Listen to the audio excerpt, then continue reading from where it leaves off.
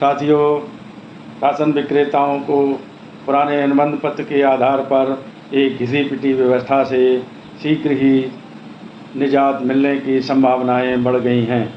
इस व्यवस्था को समाप्त करने के लिए हमारे राशन विक्रेता साथियों ने इलाहाबाद हाई कोर्ट में गत माह एक रिट याचिका दायर की है, जिसमें यह कहा था कि वितरण रजिस्टर जो पुराने ज़माने से राशन विक्रेताओं के द्वारा बनाए जा रहे हैं, इस व्यवस्था को समाप्त कर दिया जाना चाहिए, क्योंकि अब ई-पॉस मशीनों के माध्यम से ऑनलाइन आधार सत्यापन के उपरांत ही खाद्यान्न का वितरण होता है।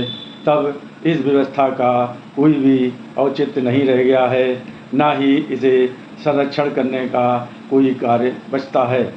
इसी क्रम को लेकर हमारे शासन स्तर पर 24/11/2022 को एक बैठक हुई थी, जिसमें कहा गया था कि उत्तर प्रदेश आवश्यक वस्तु विक्रय एवं वितरण आदेश 2016 में उल्लिखित अनुबंध पत्र के संशोधन हेतु विचार विमर्श किया जाना चाहिए।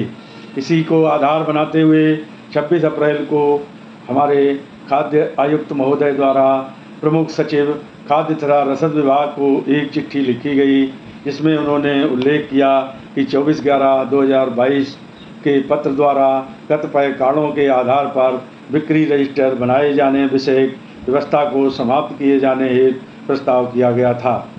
वर्तमान में ई-पास मशीन द्वारा आधार प्रमाणीकरण के उपरांत लगभग 99.80% लाभार्थियों को खाद्यान्न वितरण किया जा रहा है। इस कारण विक्रेता द्वारा पृथक बिक्री रजिस्टर बनाना और उसे लंबे समय तक सुरक्षित रखना औचित्यहीन हो गया है। ऐसे में इस बिक्री रजिस्टर को बनाए जाने की प्रथा को समाप्त कर दिया जाना चाहिए। बिक्री रजिस्टर के समस्त विवरण आधार कार्ड वार और दुकानदार वार NIC उत्तर प्रदेश स्तर पर संरक्षित रहते हैं तथा सार्वजनिक रूप से कोई भी इनको जब चाहे कार्ड वार या दुकानदार वार देख सकता है।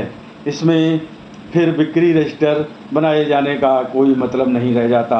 यही मांग हमारे साथियों ने भी इलाहाबाद हाई कोर्ट में की थी, जिसको लेकर अब प्रशासन सक्रिय हो गया है।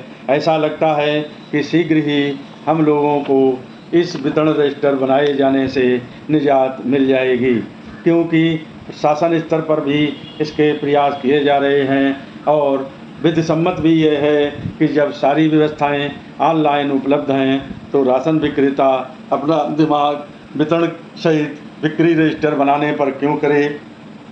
दूसरी चीज़ यह है कि वह कागज़ पर होता है, कभी स्याही गड़बड़ हो, कभी कागज़ ख़राब हो जाए तो उसमें 20 मीन में अधिकारी देखने के उपरांत लगाते हैं, लेकिन जब ऑनलाइन डाटा संरक्षित होगा तो उसमें ना ही लिखावट की कोई दिक्कत होगी, ना ही कागज़ कुछ ख़राब होगा, ना ही स्याही में कोई दिक्कत आएगी।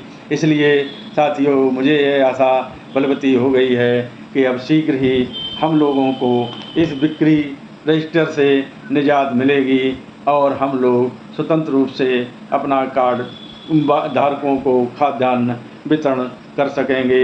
धन्यवाद। जय हिंद, जय भारत, नमस्कार।